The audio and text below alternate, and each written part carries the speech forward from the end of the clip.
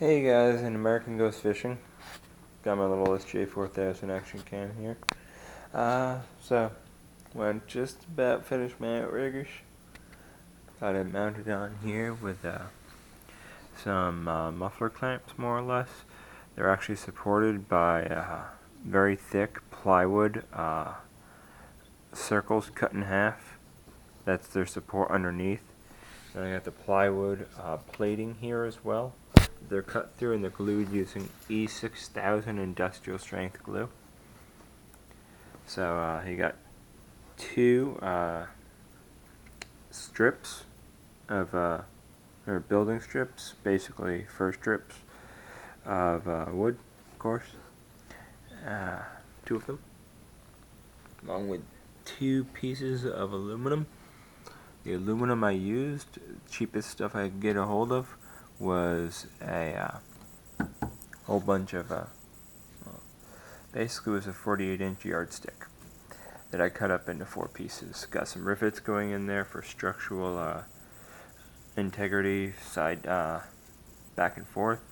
I got the bolts going through as the main clamp to hold the whole thing together. So these are lock nuts here. Got wing nuts here for easy use. Don't have to worry about tools, stuff like that. So yeah, the floats for the outriggers are made of expanded polystyrene, fiberglass, and a whole crap load of epoxy. So basically you got a hard shell underneath the floats. That should work well. They should be just about water level, I think. So yeah, they're coming a little bit below here, so yeah, they should be about water level, should be skimming.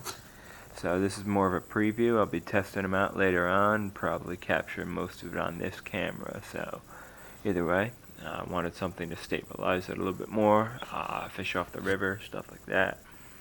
Even though this kayak's pretty darn stable to begin with, Tidewater 80SS.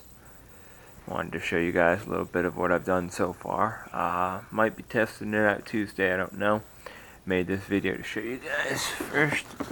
And here's my tackle box. Basically got a little utility box here I picked up at Kmart. Got some jigs in here, some fishes, stuff like that. Got my Berkeley sick fish. I got some minnows there, stuff like that. So yeah, I also have some umbrella jigs in here somewhere. Here we go.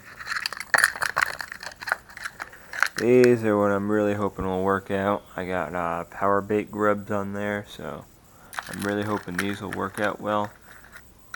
Planning to be testing those out. I do want to try some vertical jigging. I do have a rod holder I plan to mount here coming in. And I also have a little triangular flag, which I pretty much just take a rubber band and attach it back here to the transom. So yeah, wanted to give you guys a little bit of a preview. I have this in case I want to seal off any of the drain plugs. Sorry, it's a little late. Got home, been trying to fart with my phone, trying to get things straightened out with that, but decided to record with this, so give you guys a little bit of that preview there. So wish me luck, and we'll see how this takes the water. I did design it more to take it from the front, of course. Gave it more of a, what you'd expect of a V-hull design. Of course, a little bit of a planing design there too, flat bottom. It's angled on the sides, but of course the steepest angles in the front, trying to keep it so it can part any water that it might be submersed in. Hopefully this should be just about skimming level of the water, and then say if I get something caught on the side, some big fish or something starts pulling, should pull down and displace large amounts as compared to a lot of the things where people just use a tube. Hopefully this should displace more weight. That was the idea, because I wanted more width than what a lot of the other people are using. So I wanted to be able to, again, displace more weight, so I can really fight in some bigger fish if I wanted to try. But this is my first outriggers that I built, and plan to be doing some testing on them again, maybe Tuesday. So see how that works out. Well, an American goes fishing. Comment or subscribe. Take care, y'all. Bye.